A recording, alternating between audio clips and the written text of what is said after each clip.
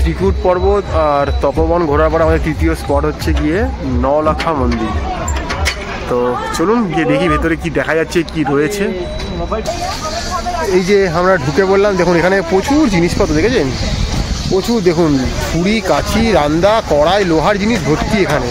এই যে বেলুন চাকি রয়েছে, এই যে অ্যালুমিনিয়ামের রয়েছে দেখতে পাচ্ছেন।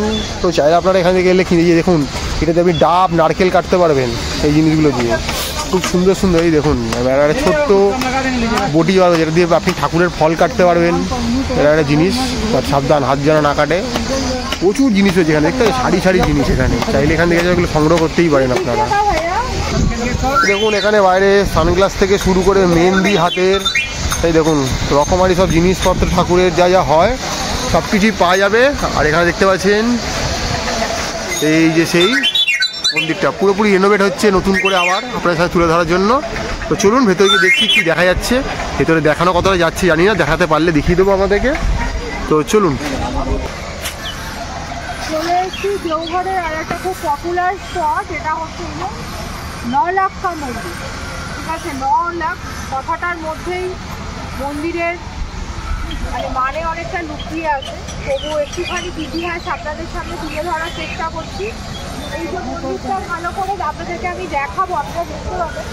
এটা হচ্ছে কলকাতার বেলুড়ে যে মন্দিরটা অবস্থিত, স্বামী বিবেকানন্দ রামকৃষ্ণর যে মন্দিরটা আছে বেলুড়ে, বেলুড় মঠ আর কি, যেটা আমরা জানি, সেই মন্দিরের আদলে এই মন্দিরটা তৈরি হচ্ছে। মন্দিরটা যিনি তৈরি করেছিলেন, একটি রাজ পরিবারের একজন রানী মন্দিরটা তৈরি করেছিলেন। তিনি হচ্ছেন পাথুরিয়াঘাটা রাজ পরিবারের রানী চারুশীলা মন্দিরটা তৈরি করেছিলেন 1940। এই রানী চারুশীলা ইনি খুব অল্প বয়সে স্বামী এবং পুত্রকে হারানোর পর উনি ভীষণভাবে শোকগ্রস্ত হয়ে পড়েন। উনি ঠিক করেন যে সংসার উনি ত্যাগ করবেন। সেই সিদ্ধান্ত মতো উনি গৃহ ত্যাগ করেন। গৃহ ত্যাগ করে উনি বলা যেতে পারে ধর্মের পথে উনি চলতে শুরু করেন। বিভিন্ন জায়গায় মানে যেতে যেতে কোনো একটা সময় ওনার বালানন্দ ব্রহ্মচারী মহারাজের সাথে ওনার দেখা হয়। সেই বালানন্দ ব্রহ্মচারী মহারাজ এই চারুশীলা রানীকে এই মন্দিরটা নির্মাণ করার জন্য নির্দেশ দেন। এই যে মন্দিরটা দেখতে পাচ্ছেন আপনারা, এখনও কিছু রিনোভেশন ওয়ার্ক এখনও হচ্ছে। মন্দিরটা তৈরি হচ্ছিল 1940-তে। আর এই মন্দিরটার যে ভেতরে যে বিগ্রহ আছে সেটা হচ্ছে রাধাকৃষ্ণের বিগ্রহ। এখানে ঢোকার কোনো এন্ট্রি ফিজ নেই। দেওঘর থেকে প্রায় 1.5 কিলোমিটারের ডিস্টেন্স। আপনারা চাইলে এখানে আসতেই পারেন। এর চারপাশে একটা সুন্দর মানে গাছগাছালি পরিসর এরকম আছে, পুকুর আছে, বেশ একটা প্রাকৃতিক সৌন্দর্যের মধ্যে মন্দিরটা রয়েছে।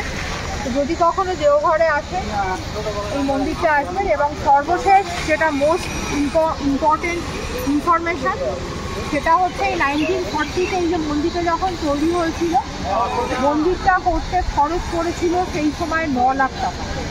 সেই থেকে এই মন্দিরটার নাম হচ্ছে নওলাখা মন্দির।